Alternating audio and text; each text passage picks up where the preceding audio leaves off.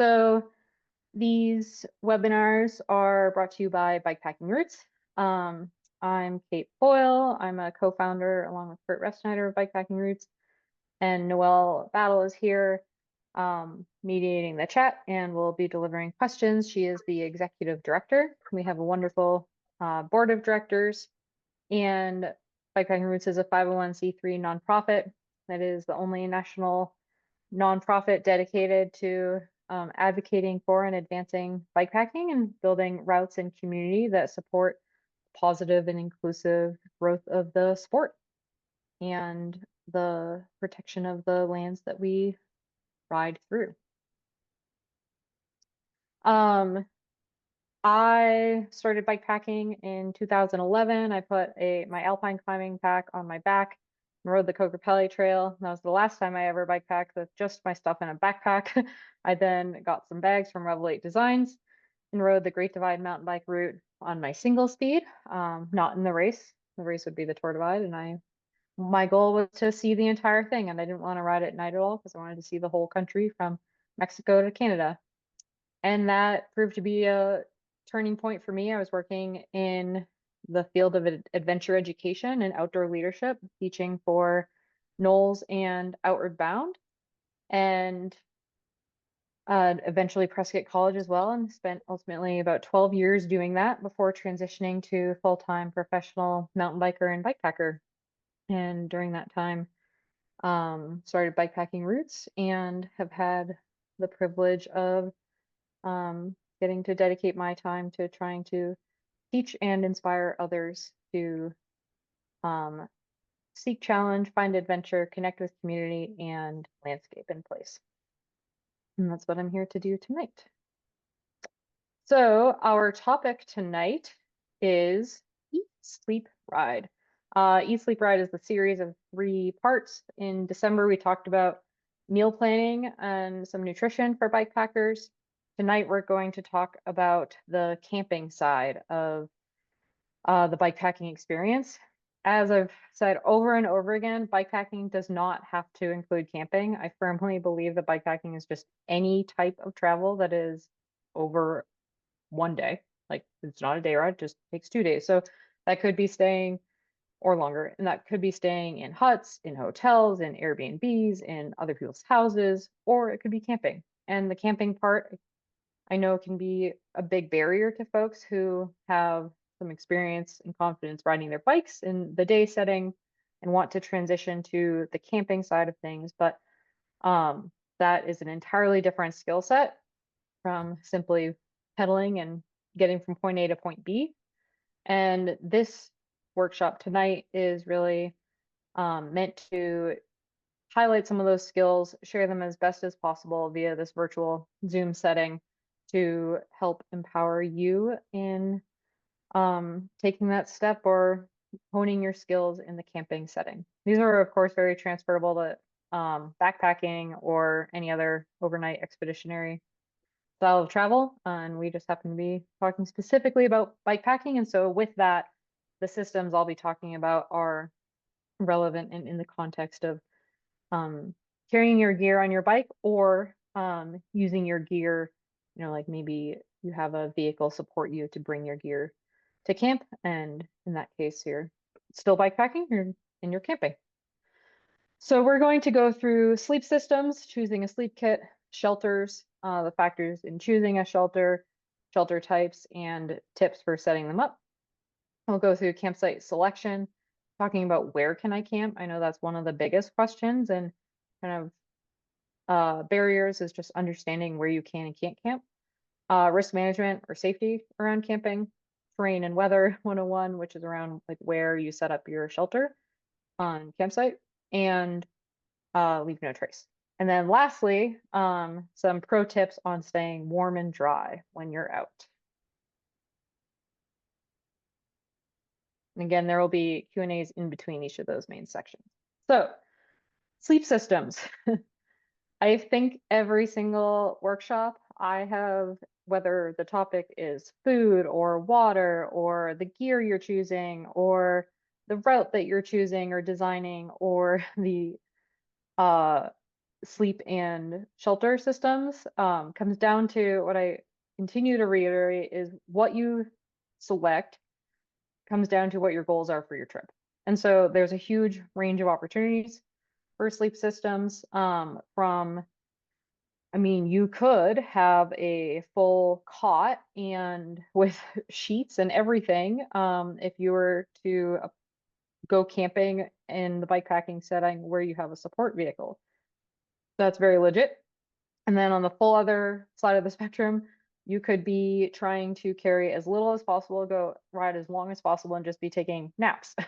And maybe you're in the desert where it's really warm and you don't need much. And in that case, you could have like a super thin foam pad and a quilt, um, and maybe no more, or maybe even less. And so the goals around your sleep system come down to like how much are you wanting to sleep? Are you wanting to sleep well?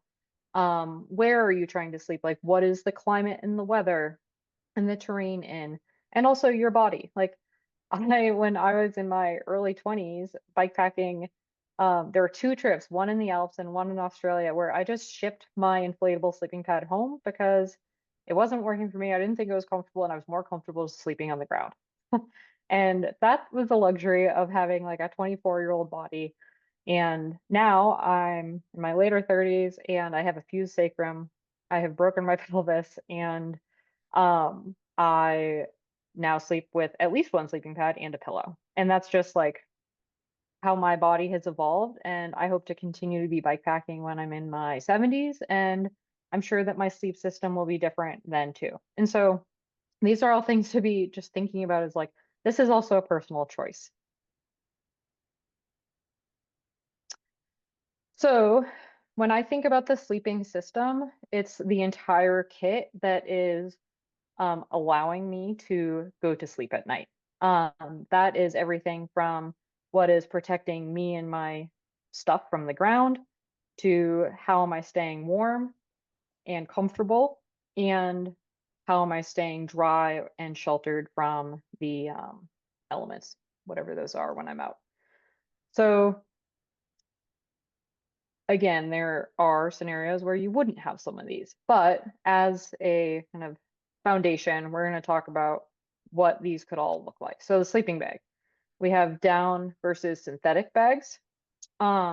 Generally, some rules of thumb are that down is going to compress a lot more easily, like a sleeping bag that is down and rated to 32 degrees versus a sleeping bag that is synthetic and rated to 32 degrees. Your down bag is going to be lighter and more compressible. Therefore, they are down bags are generally a preferred material for a sleeping bag for bikepackers because space and weight is so valuable for us.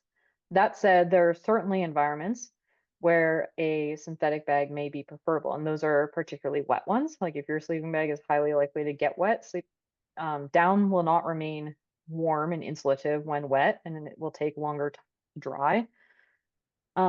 Whereas a synthetic material will still provide insulation, insulative properties when it's wet, and it will dry faster.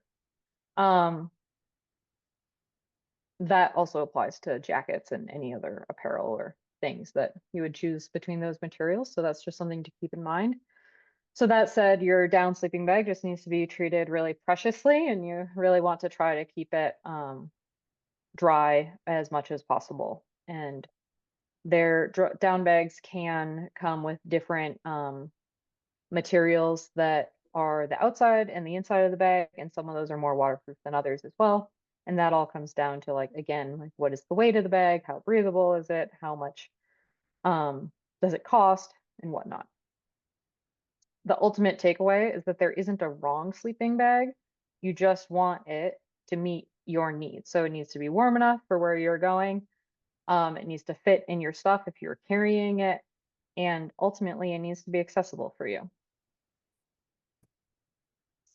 Sleeping pads.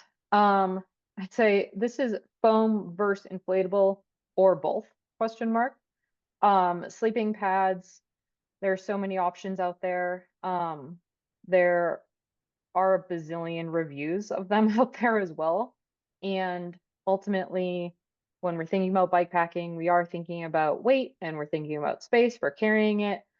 Um, Inflatable sleeping pads, because you can take the air out and roll them up into a small shape, like pretty average these days for a decent inflatable sleeping pad would be, when it's rolled up and not inflated, it would be about the size of like a Nalgene, a 1 liter Nalgene, which is pretty small, and they can get even smaller. Like you can get down into the like 16-ounce cup size if you go ultra light. Um, these all do have R values, and so it before just going out and buying the lightest weight sleeping pad, it is worth thinking about, do you sleep cold? Where are you, what climates are you using this in? If you're planning on using it in the winter, then you actually want a warmer sleeping pad, because you can gain a lot of warmth through your sleeping pad, and contrary to that, you can also have the warmest sleeping bag in the world, but be quite cold because your sleeping pad is so minimal. Um, Foam sleeping pads. So the con of inflatable sleeping pads is that they can puncture, and you need to bring a little repair kit to be able to fix punctures. And so they do require care in that way. They're generally quite comfortable for folks, especially if you get a full length sleeping pad. The 3/4 length ones, like you need to be ready to be sleeping with your feet hanging off the sides. Like they're generally at least an inch to maybe 3 inches tall. And so choosing a length is an important decision. I now go full length, but I am 5'2", so it's not too hard to find a full length one for me. The foam sleeping pads, it's very easy to um, find a good R value or warmth in the foam pads. They are actually quite warm and they are very light. However, they do take up quite a bit of space because they just either roll or zigzag compress, and will end up being about the size of like a full handlebar roll, or would take up quite a bit of space on a rack. The warmest and most comfortable solution is both. And I think there are times and places to bring both.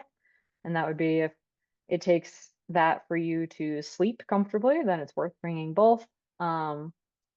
If it's really cold out, then it's totally worth taking two pads as well.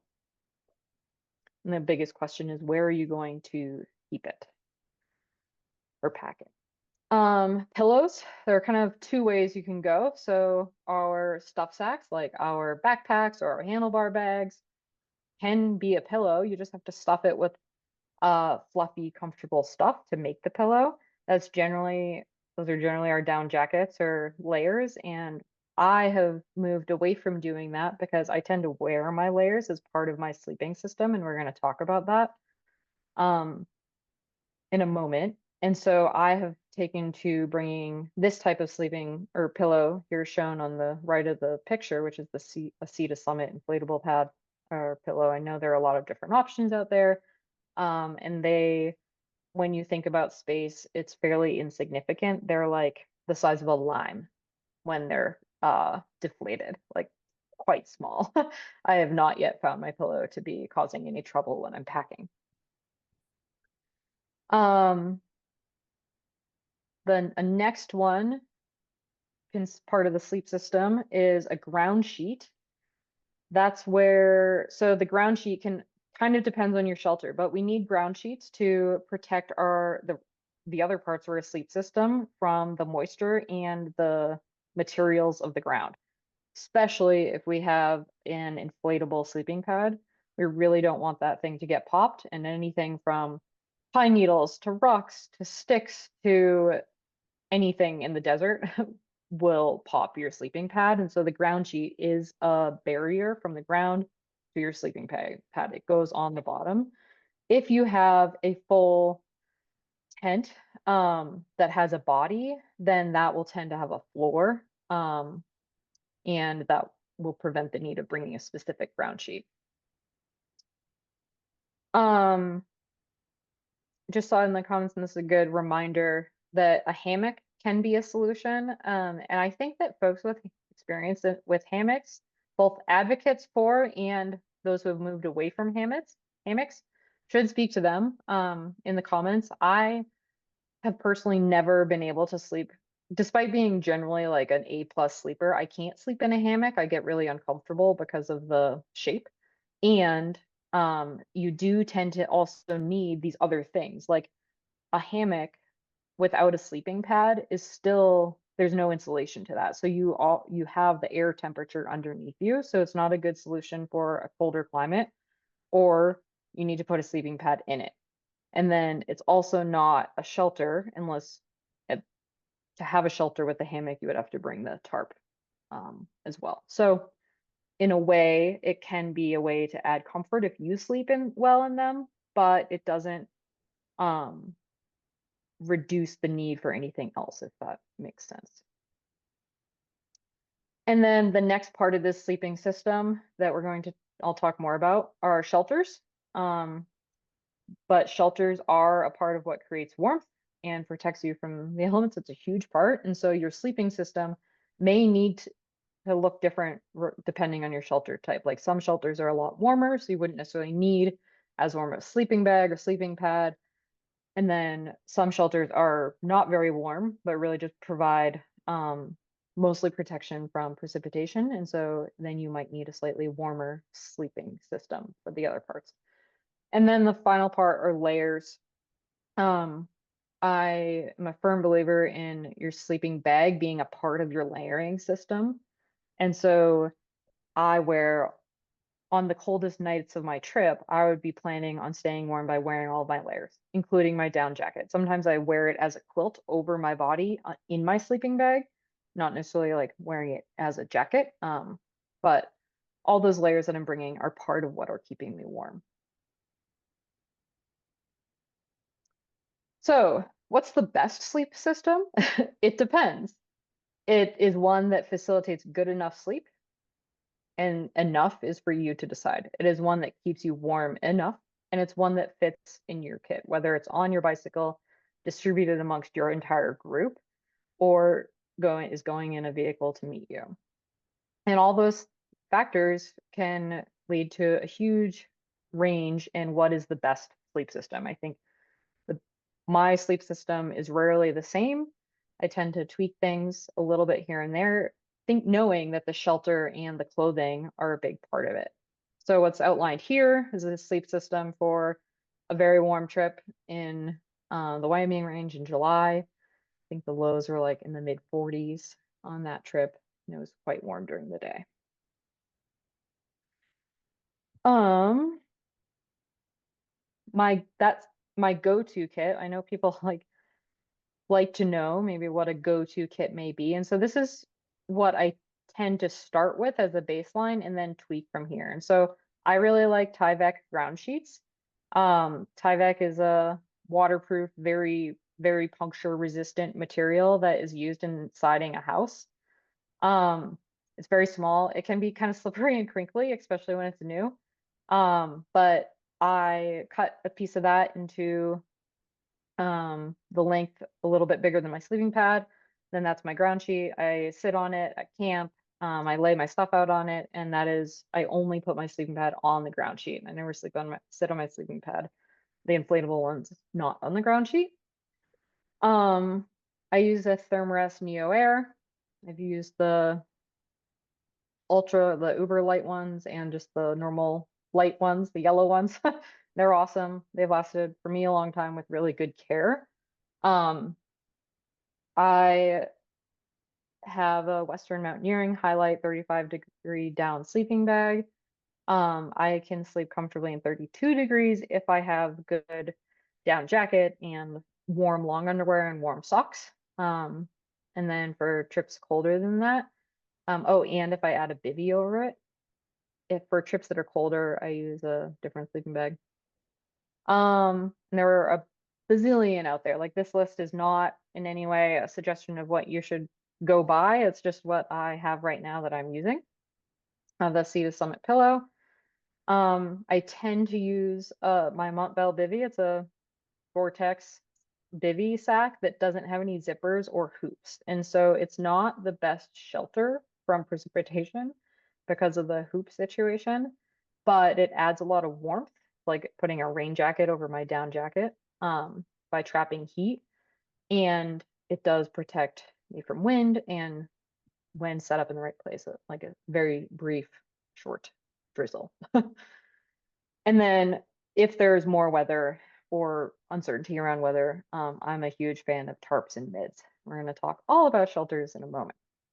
And then the thermal base layer bottom and a down jacket.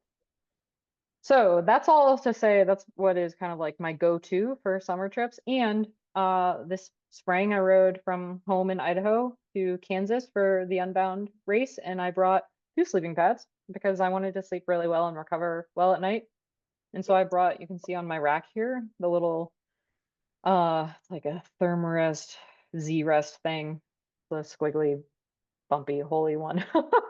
Um, and I cut that down to 3/4 length, and then I had a full length Neo Air and along with these other the other things on this list. So for that I brought a tarp as well as my bivy. So that's just proof that it's always different and there's always context and reason to change it. So that's just sleep systems, and I'm going to go do a deep dive into shelters next. So maybe hold the shelters question, and we're also going to talk about the staying warm and dry. So are there questions specifically on sleep systems, like sleeping bags, sleeping pads, the combination of things? You. There's a couple of people have chimed in with a more general question, and I know you've talked about it on other webinars that maybe we could point people to. But there's been a few questions I just wanted to Mhm. let you know about like packing for short cyclists. So maybe you could Yeah. speak to that quickly since you are an expert with your full suspension bike and a small or extra Yeah. small, whatever. Yeah, some tips for packing smaller bikes would be to one, if you have the kind of opportunity to be selecting the gear that you're buying, then to be choosing the things that do compress as small as possible. And if you are short, you don't need a 6 foot tall sleeping bag. Like it's just more internal air to warm up. And so sleeping bags that are fit to your height are actually going to be warmer than sleeping bags that are bigger. So that's one tip. For me on a small bike, I always have like the most room is in the handlebar. And so the bulky things like my sleeping bag, my down jacket, my sleeping pad, my bivy, those all go into my handlebar bag and get strapped to my handlebar harness. And then depending on the bike, like the full suspension bike and if I have a drop or not, that's where a lot more space limitation is. When mountain biking, I always carry a backpack, and in that I keep my water and maybe a bulky layer like a rain jacket.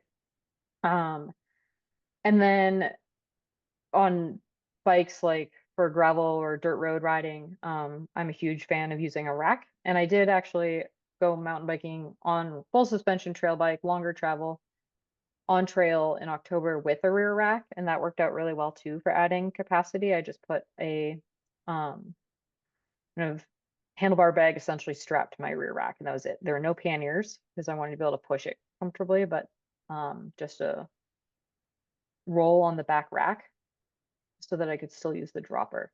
And then the last piece of advice I have for that is that if you're not riding solo, there's a huge difference between equality and equity.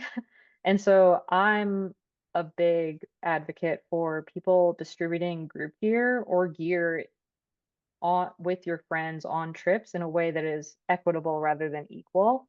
And so I prefer to take things like the stove or the fuel, which are a lot more dense and compact than like carrying the shelter, which might be quite a bit of capacity in my precious space. Awesome, thanks. Um, there is a question that some people have chimed in with responses, but if you have any Mhm. experience or thoughts on sleeping bags versus quilts, you know, I've been kind of quilt curious and maybe gonna Yeah. get one soon. Oh, cool.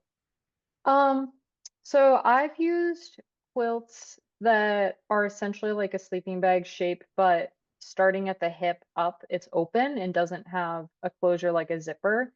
I've never slept with just a quilt. That's like a rectangle that I'd fold over me or lay over me. Um, I think that ultimately there are environments like if you're really bikepacking in warmer climates like the desert in those warmer seasons or in the like more middle part of the world, um, that could be a great solution. And I tend to spend a lot more time at higher altitudes where it is pretty cold. And so I've leaned towards sticking with sleeping bags because I just don't stay warm enough when there's like air, the ability for air to move through. But I'd love to hear what, or I'm looking forward to going back through the chat to see what other people say. Yeah, I know there's some really good ones out there now that sort of Hmm. close, but you avoid the zipper and the weight of the zipper. Yeah, I use my cool. friend recommended a while ago Costco quilts. Like, so I use them when it's warmer. Like I'm Oh, planning nice. on just using those in Baja coming up. So there it was like $50 for two Hmm. quilts Oh, and sweet.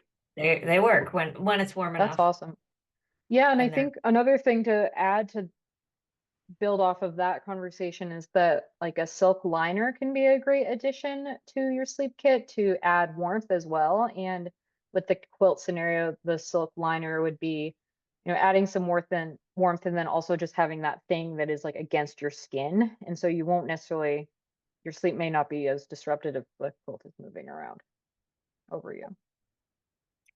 And um some people don't like bugs having as immediate access, like the comfort of being able to like zip yourself closed, I think is the real thing for people.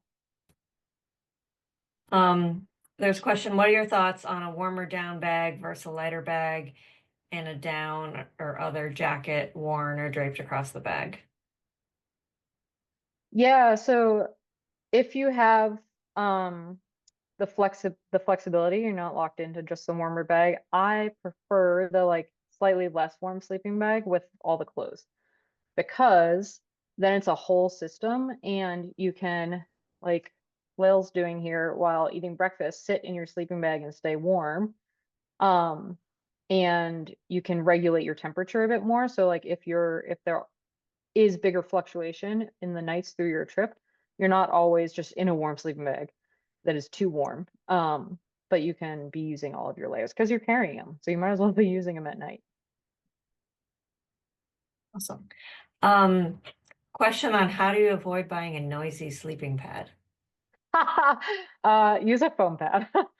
Yeah, that's an interesting one. I think a lot of the big Agnes sleeping pads are less noisy. I don't know what they do. The Nemo, those ones seem to be a little less noisy. The like thinner ones that are like more have foam in them that are still inflatable, those will be less noisy, but seems like the lightest weight, bigger inflatable pads tend to be quite crinkly and slippery.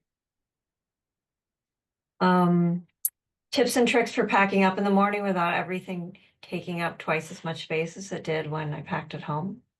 That is a good question. I mean, I think we have a webinar on packing and just like really taking the time to thoroughly like stuff things as tight as possible. Um, that is my best advice for that. But like figure out when you're at home how things are fitting well. They're going to move around in some places on your bike as you eat your food. But the handlebar roll, like I always pack my sleep system in my handlebar roll because it is the thing that gets closed, it's waterproof, and it's just staying shut during the day. That in the morning when I'm packing up, I just take the time to make sure it's really well stuffed. And I've been known to stop and repack it because it drives me crazy if it's flopping. Awesome. This question, I'm not sure exactly what it's referring to. But do you find a need for a system that zips together or seals up to sleep through cooler nights? I don't know if that's related to the sleeping bag versus quilt or, Did you yeah. read that again? Um, do you find a need for a system that zips together or seals up through cooler nights? Which I think is just, Right. yeah, along the No. conversation of having a fully enclosed Yeah, like bag. yeah, and some sleeping pads are integrated into sleeping bags, and I know that can be nice and prevent you from like falling off your sleeping pad. Big Agnes ones do that too. Um, and some of those can save you some weight because you don't have as much insulative material on the backside as the sleeping bag because it's drawing from the warmth of the integrated sleeping pad. Um, but I would say my system for staying warm at night is to go into the trip with a sleeping pad and sleeping bag and clothing and shelter system that is going to just keep me warm when it's all set up well. And maybe one last question for now, and then Mhm. we'll maybe cover a few of these later. Is any recommended sleeping pads for those with back problems? Someone chimed in that only Advil works, which could Um, I don't have any specific sleeping pads. I would say that in my experience with my back injuries, I have found that having my feet, I don't want a sleeping pad that's too short because if your feet hang off the side, your low back arches. More is more likely to do that. And so if you can't find a sleeping pad that is long enough, you can take the extra gear that you have, like your backpack or maybe your rain layers or anything that you can build a little platform with to elevate your feet, to further elevate your feet. Or on the other end, you could be building up a platform that you put your pillow on to help extend the length of that sleeping pad. And then another trick, like you'll notice if you ever get body work when you're laying on your back, the therapist will put something under your knees. And so you could roll up something like a pair of pants or anything and just put those under your knees if you are laying on your back. And then that will reduce some of the strain in your low back as you're sleeping. good tips. Thanks. One last weird tip, if you bring two sleeping pads, I have actually found it to be more comfortable to sleep with my foam pad on top of my inflatable pad. People tend to put the foam pad down first, then their inflatable pad. I don't always sleep well because of how my hips sink into a inflatable pad, and then if it's fully inflated, it's too firm, and so the little foam pad on top of the inflatable pad works well for me. Awesome. On to the next section. Yeah, let's do that. Cool. There'll be more question times. Okay, so shelters, all things shelters. Again, like everything, there's not one perfect shelter for bike packing. It really comes down to what is the purpose of the shelter, what is the climate and the weather, and where you're going, what are your camping skills, and choosing where you set it up and how well you set up the shelter, and then how you manage your stuff with the shelter, and what is your group size. It is a lot more efficient as a group to share a shelter than for everyone to bring their own shelter. So, shelter considerations. That a shelter is meant to offer protection from the elements, and that would be everything from precipitation, wind, temperature, sun, dew and frost, bugs and critters, asterisks, light, like whether it's from street lights or from like the times of the year where light goes very late into the night, especially if you're the northern and southern ends of the earth, and privacy is also a role that shelter can provide. Um, Not every trip will have all of these concerns, and not every person will have all of these concerns. Like, not everyone will be bothered by light. Not everywhere that you're going bikepacking do you need shelter from the sun when you're bikepacking. You won't always have precipitation, like things like that. So when we're thinking about what shelters are good to bring, there's always just this kind of context of like, well, what is it that you're looking for out of a shelter? A couple things to note is that shelters don't offer protection from predatory animals. So that would be like bears, like grizzly bears, polar bears, aggressive food-seeking black bears. Um, some snakes, the ones that are like over in Australia that are predatory. They don't offer protection from lightning, flooding, landslides, avalanches, or other falling objects, including trees. So when thinking about what you're looking for shelter from, like the protection from those things more come from your campsite selection than actually from what you're carrying. Even though I know people get a sense of protection by having a tent from some of these things, it's not necessarily the case. Although I can clarify, tents do help with snakes. So shelter systems, we're going to go through, I'm going to go through the layers and levels of shelters, talk a bit about pros and cons, and then I'm going to circle back on my two favorites types of shelters for bikepacking in most conditions. So first we have the bivy.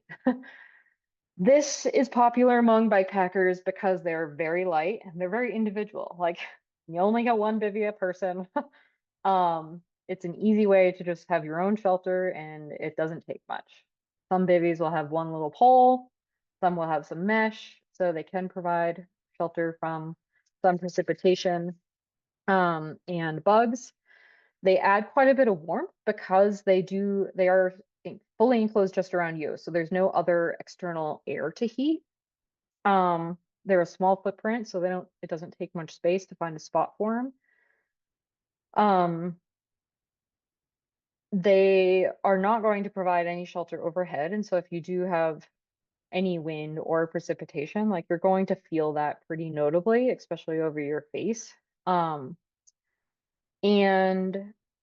they will dew on the outside. You can get dew on the inside because your body is producing so much warmth that you get condensation on the inside of the sleeping of the bivy, which then makes your sleeping bag wet. And so that's one of the biggest management challenges with bivvies is keeping your sleeping bag dry when you're in them. And then with bivvies, you really don't have any privacy. So if that is a goal, that would be a consideration. Then we have tarps. Tarps are wonderful because they provide quite a bit more overhead shelter than many shelters, in fact, because you can set them up quite high and really stretch them out, or you can set them up quite low and really pin them down. In that way, they're quite roomy. Like you can set them up in a way where you can easily sit up in them and have 2 people or 3 people or even 6 people sitting up in them, depending on how big it is. Um, you can get tarps of all sizes where there's like a good, just it's ideal for one person to be under it. Or you can get them, I've had students, maybe groups of 6 sleeping in a tarp, and I don't know if they're comfortable, but it all works. Their needs are met. You can bring tarps with no hardware, so like no poles or no stakes. In that case, you would be using sticks or as poles, like in this picture, or stringing them up across trees or from fence posts or picnic tables or your handlebars if your bike is laying down on its side and you have flat bars. So if you're creative and know your terrain, like it's really easy to set up a tarp without bringing any poles along. And in that way, it saves a lot of weight and space.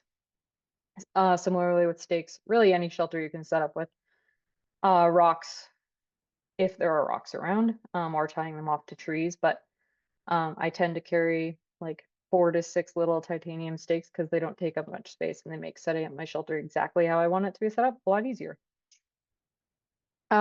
If you're in an environment where you can cook at your camp, so not in like grizzly bear or black bear territory where bear camping is required, and just smart to do, you can cook under a tarp because there's air movement in there and you're not trapping it, and so you're not at risk of carbon monoxide poisoning from your camp stove. You just need to make sure that your tarp is high enough and you're cooking under the middle of it that any flare-ups of fuel will not cause your tarp to get caught on fire. There's not going to be any protection from bugs under the tarp. And with wind and rain, like you really can stay quite dry and comfortable, like very dry and comfortable in the tarp. You just need to be setting it up mindful of the wind direction, and how precipitation will fall so that it is set up so that the low sides of the tarp are windward and the apex of the tarp or the opening is leeward or just like not facing the wind. With tarps, you're not going to have a ton of privacy from the outside world, but you'll have a little bit.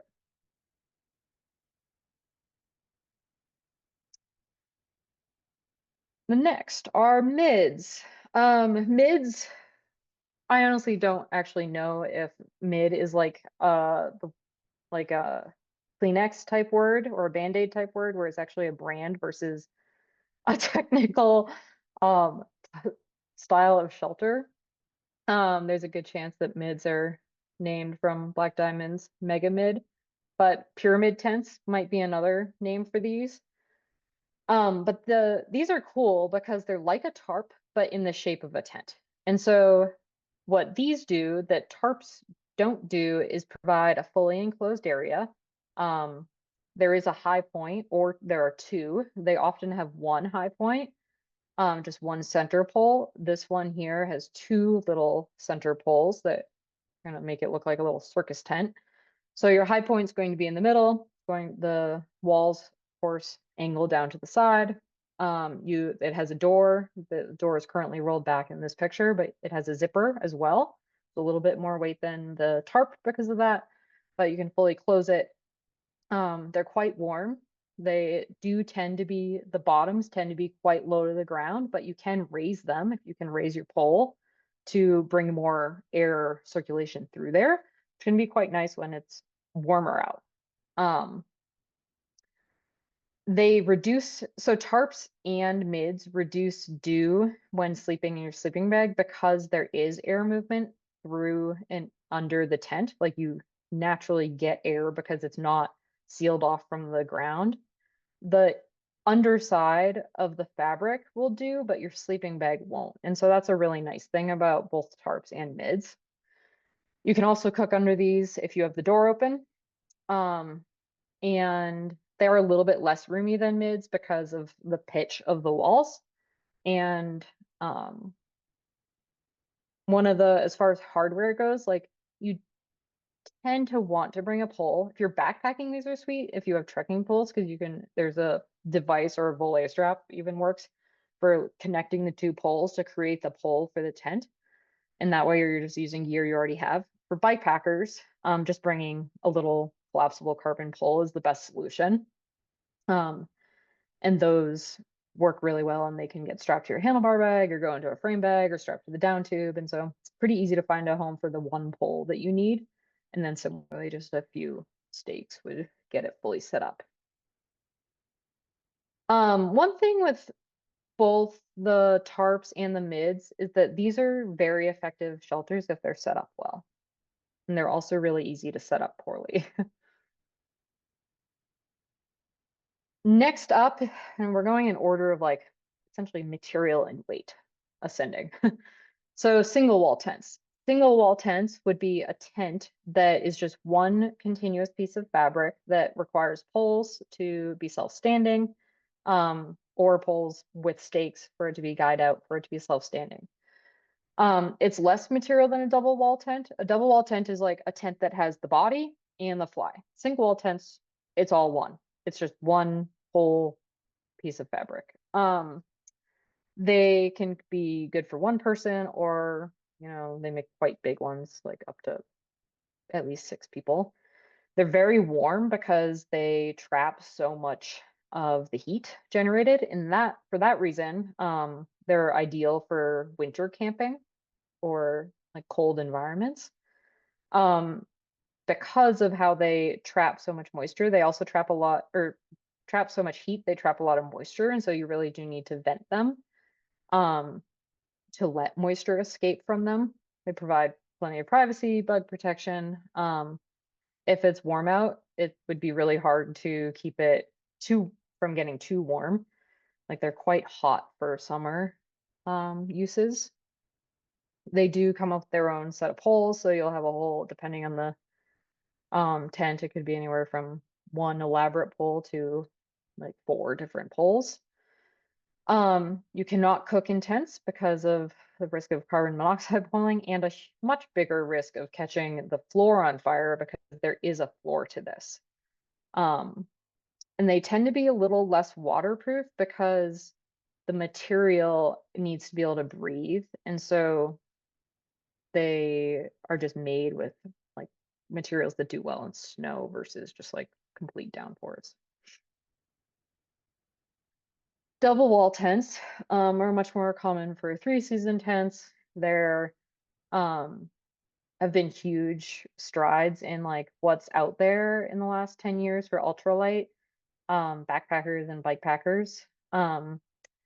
There are now a lot of options that are one person or two people, and it just takes like one minimal pole or a very simple pole system. You get the body, which is generally has some mesh in it to provide breathability, but while also keeping bugs out, they provide more privacy. But because they have a body and the fly, which is the waterproof part, they're going to just be more bulky and require more space and have a bit more weight involved. One nice thing about these is that if you are on a long trip and there's going to be maybe some rain, but then some warmer nights, like you don't have to put the fly over the tent. You can just sleep with the bug mesh thing and you have some privacy and protection, but it's like there's plenty of breathability. And then you can put the fly over when you just need more warmth or to protect yourself more from wind or rain. And then the same rule with cooking inside. You can't do it. Then the last shelter option would be huts. And I'm thinking more about like warming huts, shelters, cabins that like don't have any services. These aren't like catered huts with beds and everything. And so with this type of situation where there's maybe a platform to sleep on, but like no pad, like do just need to bring whatever your sleep system is, and the hut is basically the shelter. And they're really fun, although sometimes kind of gross. So, circling back to my two favorite types of shelters for bikepacking, those are tarps and mids. Um, a couple things to note on tarps as far as setting them up well is that, and maybe I'll make a video at some point of how to set up a tarp really well, but it really comes down to how well you set it up. Like a tarp is really just a square-ish piece of fabric with some parachute cord tied to it. And what you do with it can be pretty incredible. And on the other hand, it can also be fairly ineffective. Um, I have used tarps like on glaciers and in snowstorms and on 30-day trips and had fine success with it. And I've also um, had a number of students who, you know, used a very small rock or didn't quite get that ridge line tight and woke up wet. So just want to think about when you're choosing if you're bringing poles or not, like the ridge line and getting that ridge line tight and at a good height is one of the most important parts in setting up an effective tarp.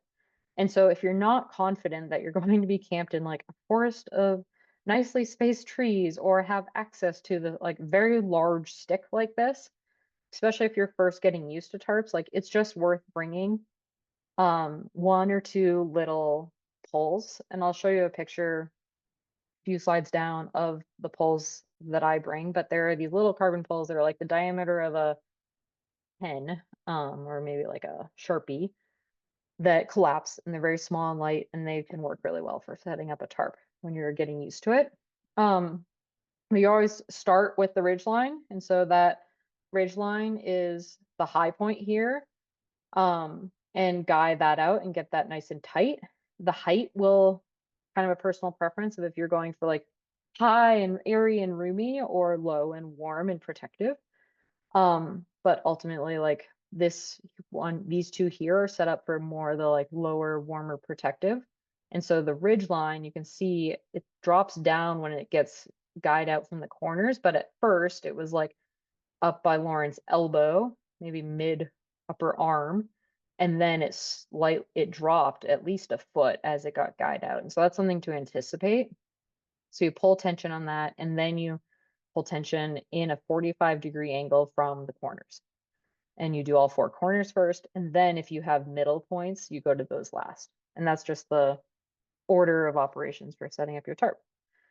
Um, a trucker's hitch is a great knot to use for this because they're very adjustable. And as any tent gets wet, it stretches out and it loses tautness. And then again, as any tent warms and dries, it tightens and gains tension. And so with any shelter, you want to be able to adjust the tension of your shelter to continue to keep it effective through the weather that that shelter is experiencing.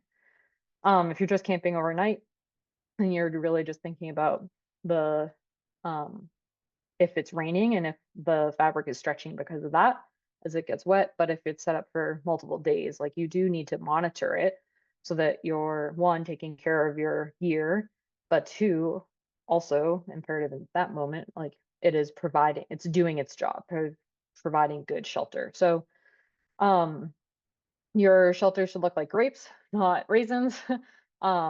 This one is pretty perfect. This one is close to perfect. It does have a wrinkle, but you're trying to avoid these wrinkles. And that avoiding the wrinkles comes from the guy lines going out at the right angles, straight from the ridge line and 45 degrees from the corners, and then being the right tension.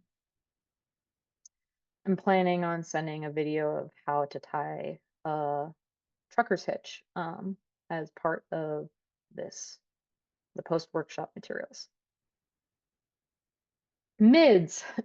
It's my other favorite shelter for bike packing because it is such a nice balance of like light, simple. It's really just a piece of fabric and a pole, but provides so much more shelter than a bivy.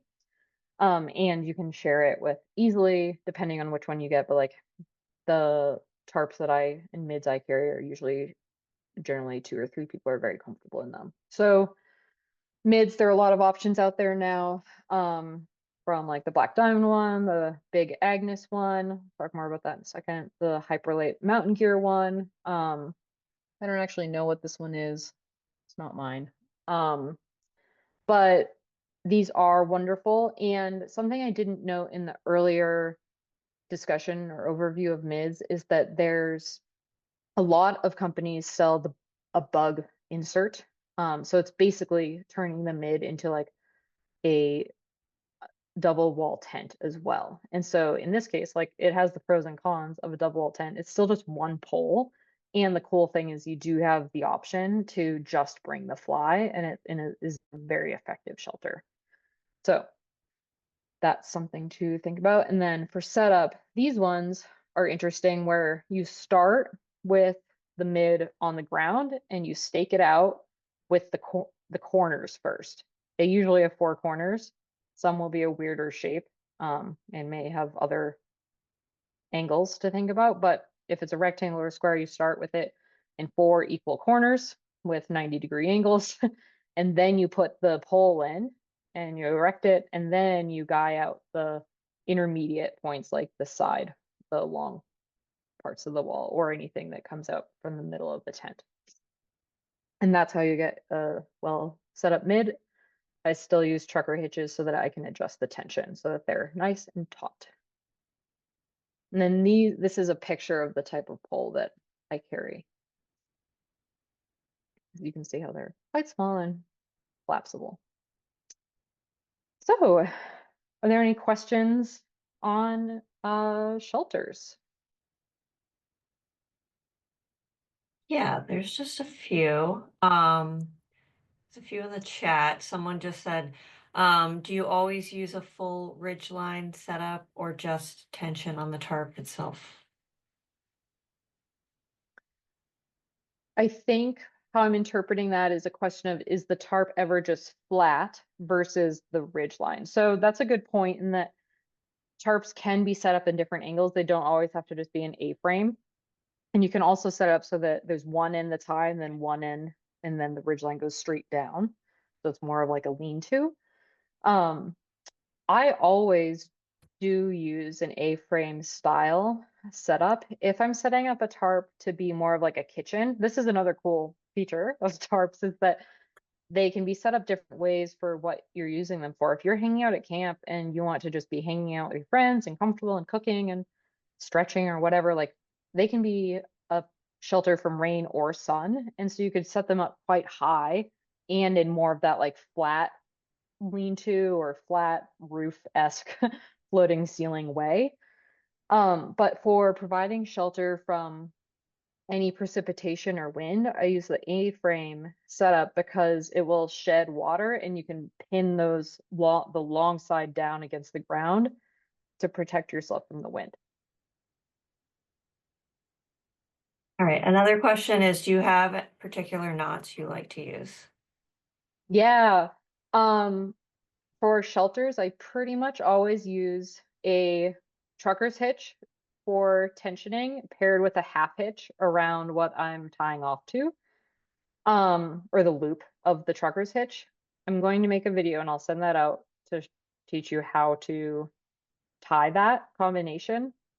And then for attaching the guy line or the parachute cord to a pole or a stick, like in that other picture, of the tarp here, like this guy line is attached to the stick before going down to a stake or rock pile.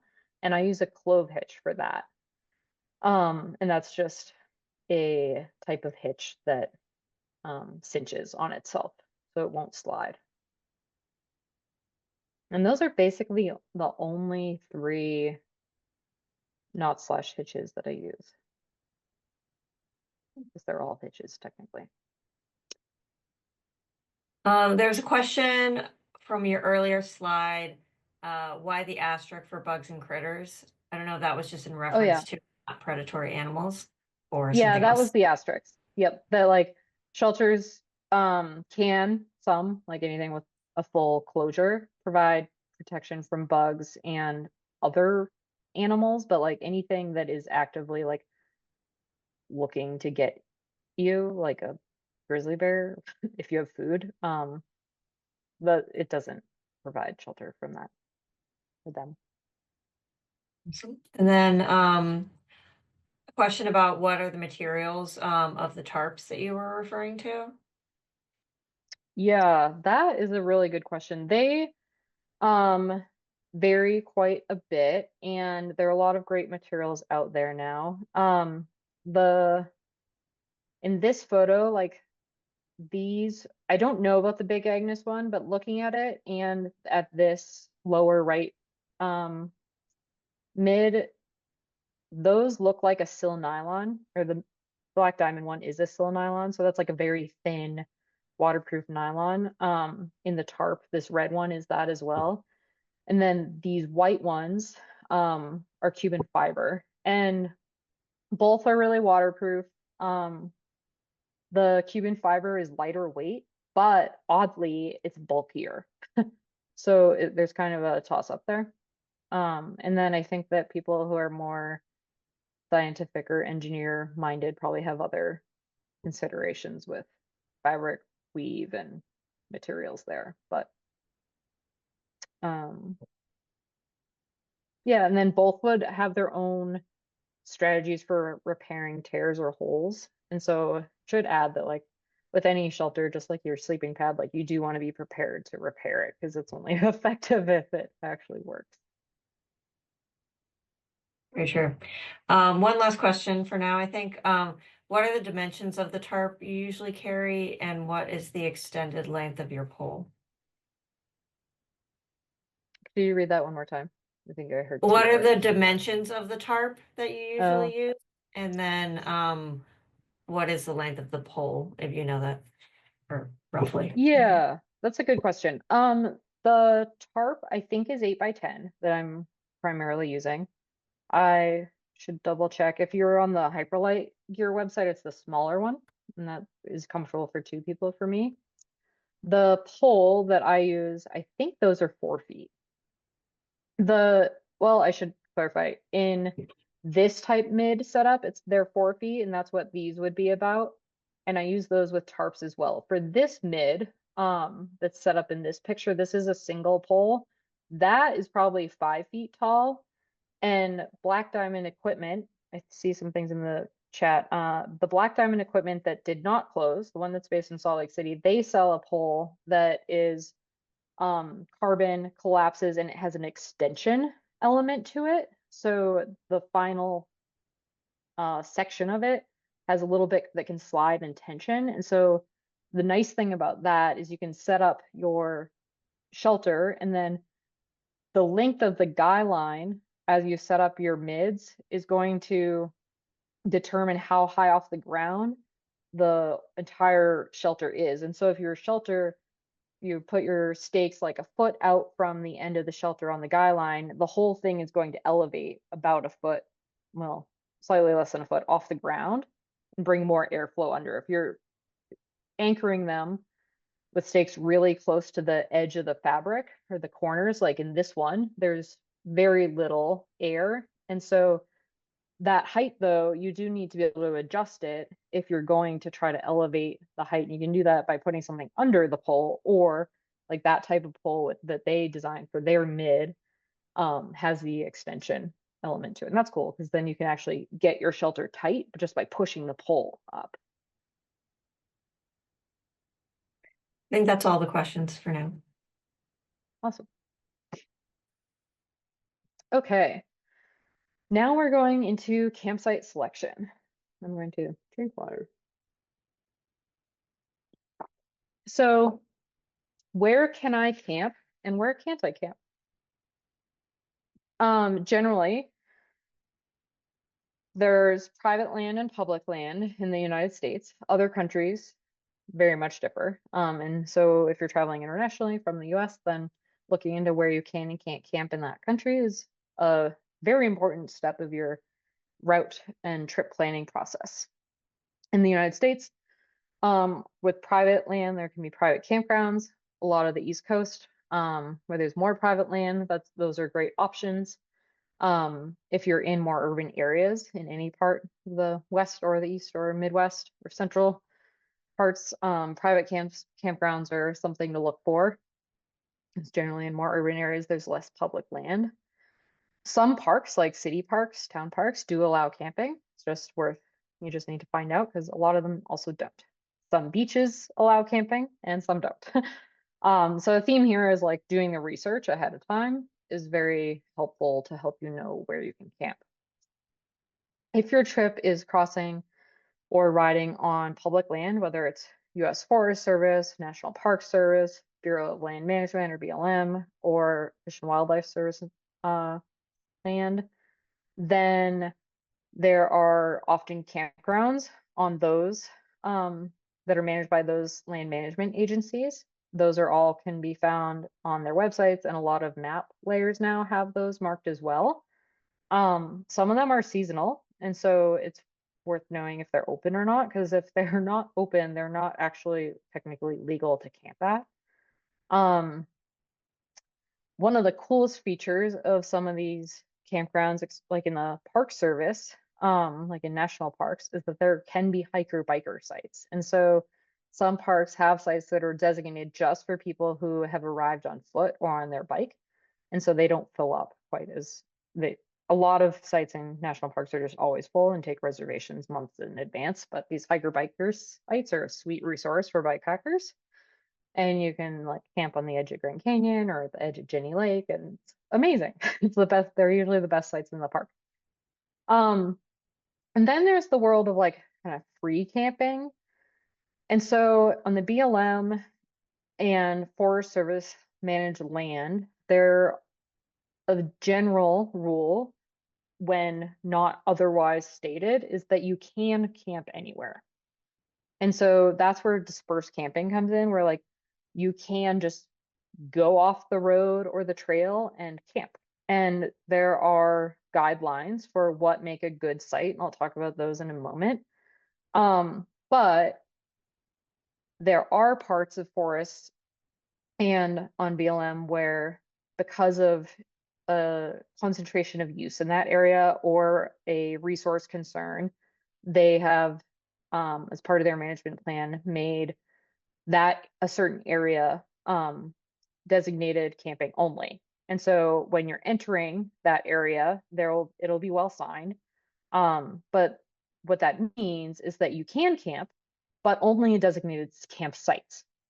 And those aren't a part of a campground, but they're just generally sites that were once made through dispersed camping, just like a lot of impact over time. And then it happened so much that in order to not just turn the entire area into just one large continuous campground, the agency turned it into dispersed camping, designated dispersed camping. And so now they're signed sites, and you have to camp in a designated site. Some of them even require a fee now that you would pay at like a self-pay station, but a lot of them are free. And so that's how that works. It all varies depending on where you are, what the land management is, what the land ownership is, and you just need to do some research ahead of time. Well-made routes like bikepacking routes have provide camping information on where you can and can't camp on the route. And so that is one reason to use routes that are published by reputable route creators and have provide the resources for you. And it can save you a lot of time. But it can also be a fun research project. Where you cannot camp. Um, This, like basically any private land where you don't have permission would be a first good rule of thumb. I think bikepackers, like we tend to cover more ground than backpackers and other kind of human-powered sports. And so we have the ability to more easily move from like more wild lands into more urban areas. And with the urban areas, it's harder to find places where you can camp, and especially where you can camp for free.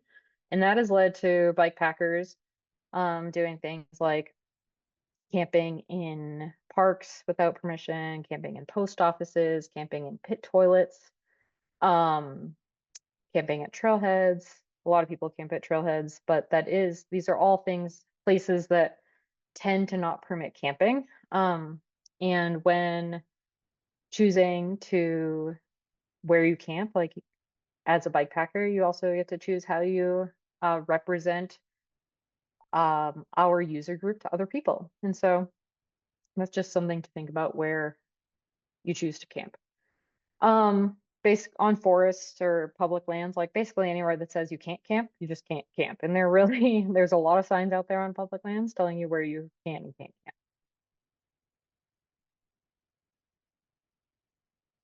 camp.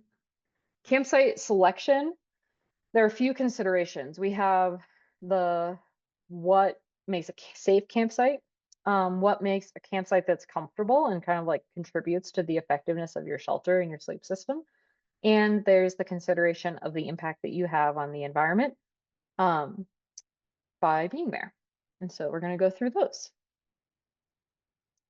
So for campsite selection, regarding safety and risk management, we're thinking about those things that our shelters don't protect us from, which were more bigger environmental things like floods, avalanches, landslides, falling objects, lightning, and critters that could be aggressive. So when setting up your tent, there's this like interesting human thing where like people really want to camp next to water. And I get it. Water is magical. The sound of a babbling brook or a creek is incredible.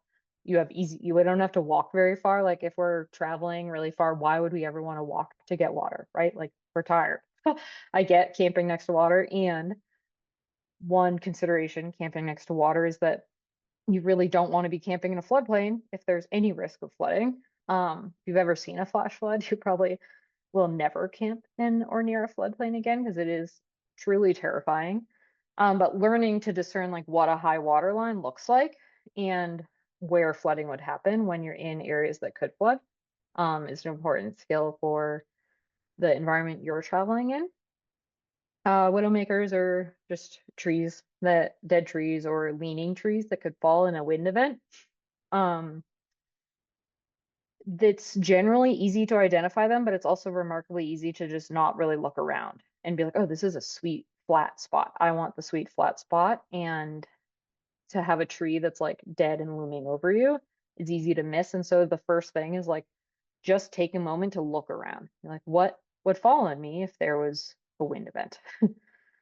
Um, habitat, like a good, we've talked about bears and bear camping in a lot of different webinars. I think the second to last one last year, number 7, and talked about it in the last webinar just passed in December around meals and food storage. But basically, like bear camp, if you're in bear habitat, and then you don't have to worry about where you're sleeping being a concern, as if you're not camping where you're cooking, and if you don't have any food or smellable things with you. Other habitats to think about is if you're in a dry and arid place, just don't camp near water because other creatures need that water, and if they're strained, could be aggressive to get access to it. It's like by cattle tanks or rare water sources in dry places. And then the last one is like cows. I've camped around a lot of cows. Or anyone who bikepacks in the Western US has probably camped in around a lot of cows, and you just kind of want to be mindful of like where are they going to go at night? Are you camping in a spot where they seem to be sleeping, or other big animals like herd of elk or yeah, just give them space. And then a last consideration and kind of a big one is lightning. Like, are you in a monsoon season? Are you in a storm system that's pretty electric? Like, if there was a storm with any electricity, are you camped in a safe spot? And those safe spots are basically not at high points, not on ridge lines, not with a lone tree, but in more like equally dispersed forests, not right next to a body of water, not in a wide open spot. And so basically, like the safe places are like in this well balanced forests in like places that aren't high points, like more on the side of a climb, like halfway up a climb rather than the high point. Edges of meadow versus middle of meadow, that sort of thing. Not that there are many places to camp in caves, but caves are apparently not safe to be in a lightning storm. So terrain 101 with your shelter. This is kind of a fun thing. And like the more you get to know an environment, the more you can like kind of predict how it's going to change through the day and as different weather happens. But there's a lot that you can do on the kind of the micro terrain scale to stay a lot warmer and drier and more comfortable when you're camping. Unfortunately, the sad news I have for you is that they're usually not the most scenic spots. And on the last bikepacking trip, I got in a small quarrel with my riding partner because he wanted to camp somewhere that was going to be perfect for sunrise pictures, and I wanted to camp somewhere that was warm. And those were not the same place. So the first thing to think about is like cold air sinks, and that happens at night. That is why river valleys and tight drainages are always so cold and will get a lot more dewy. And unlike frosty, when you're in colder temperatures, they will hold ice or frost for a lot longer. So the first rule of thumb is to just like if you're trying to camp near water, like identify the water and then go a little bit higher. Because even like 20 feet can make a difference, and 50 or 100 feet is even better. Um, Thinking about wind direction, windward is like facing the wind, leeward is on the side that is sheltered from the wind. And so whether that is a ridge line, there's the ridge, if the wind is coming from the west, if you're camping on the western side of a ridge, you'll be in the wind. But if you camp over on the eastern side of the ridge, which could mean just traveling another half a mile, then you'll be on the leeward side. And so you'll experience less wind. That also applies to smaller features like boulders or trees. And so in this picture, you can actually even see that the trees are leaning slightly to the left. It's slight, but it's real. And that shows that the wind, either in this moment or just prevailing over time in this environment, comes from the right side of the photo. This is in New Zealand, and I honestly have no idea what cardinal direction that was, but the wind comes from the right side of the photo and is blowing left. And so this tent is set up on the leeward side of all these little tree shrub things. And so the tent is going to get less wind than if we were on the right side of these trees. Moisture management, if it's raining, it's raining. You can camp in forests or under like a big spruce tree or big conifer tree that, especially if you're in a bivvy, you'll get a little bit less moisture. But there's also moisture from the air. And so at night, when there's a lot of moisture, and it's going to dew or frost if it's, around freezing, then you're going to be a lot better off, again, if you're a little higher, than low down where all the moisture is. And if you, this tends to happen more on clear nights. Um, and so if you can create kind of like a little micro greenhouse effect by camping under a tree, or this is why tarps do so well at preventing dew on you, like you're blocking how the relationship of moisture moving into the atmosphere at night by it moving up and circulating. Camping under something is a strategy. And then lastly, like sun and shade. Sometimes you really want sun for warmth. And so thinking about where the sun is going to set, where it's going to rise. And then also thinking about shade if you need shade because it's hot, and how are you going to get that? A consideration for the impact of where you select campsites. We have a whole great resource on Bikepacking Roots' website called Positive Impact Bikepacking. And part of that was collaborating with the Leave No Trace Center for Outdoor Ethics on creating the 7 principles that are tailored for bikepackers and adventure cyclists. There are all sorts of things we can do to minimize our impact at all times and parts of our trip. But when we're camping, some primary things is that the best campsites are found and they're not made.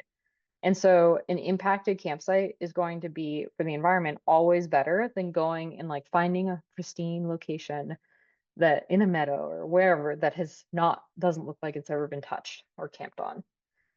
So not to say that it hasn't been, but it's just that there is an impact by us like setting up a tent and moving around and dragging our bikes around and digging little holes for pooping and all that. And so not that you poop in a campsite, but the impacted sites are preferred, or a durable surface. And so that would be like dirt, pine duff, rocks, gravel, slick rock, sand, although for gear, I personally don't love camping in sand, but some people do.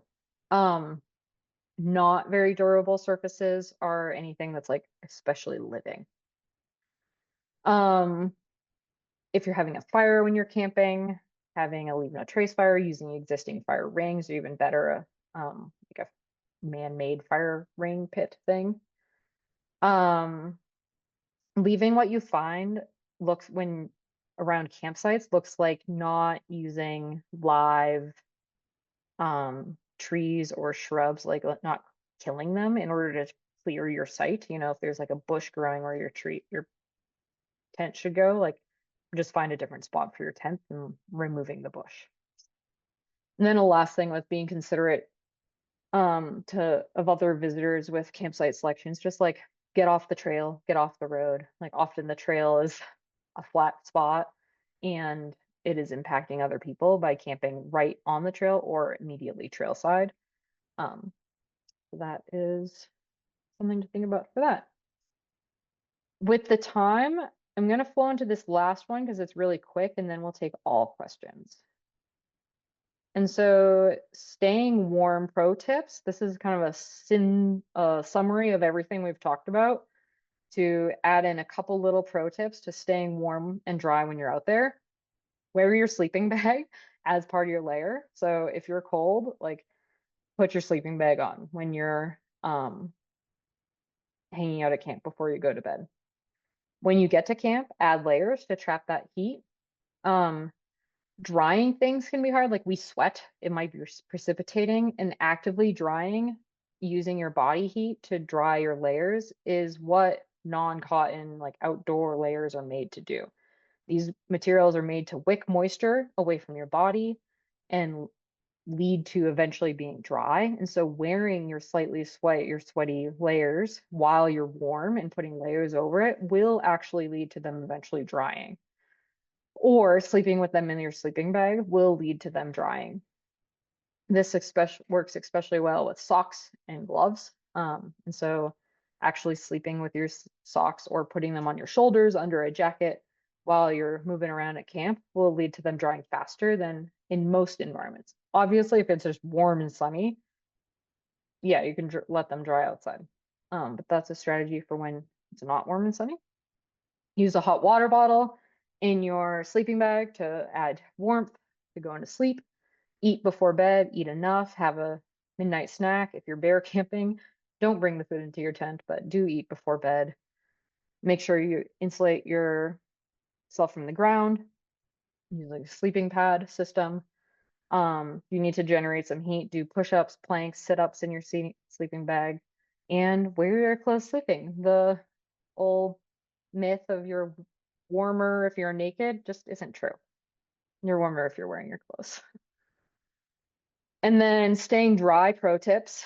Um, Ultimately, if it's precipitating or raining, you're just going to get wet. Like bringing rain gear is the first best thing you can do. Um, and layer so that you're not just getting wet on the outside and inside. Like if you're wearing too many clothes, you're just going to sweat a ton inside your rain gear, and then you're going to be wet on the inside and wet on the outside. So with rain gear, you do want to be managing your temperature so that you're not sweating profusely and just soaking all of your layers.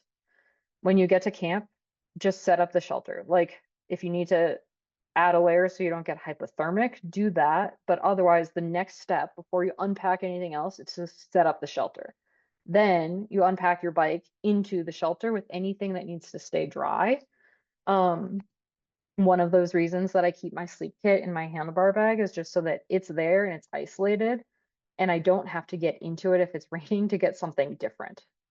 It just stays contained in its dry case and then it goes into the shelter before I open it so that it's never exposed to precipitation.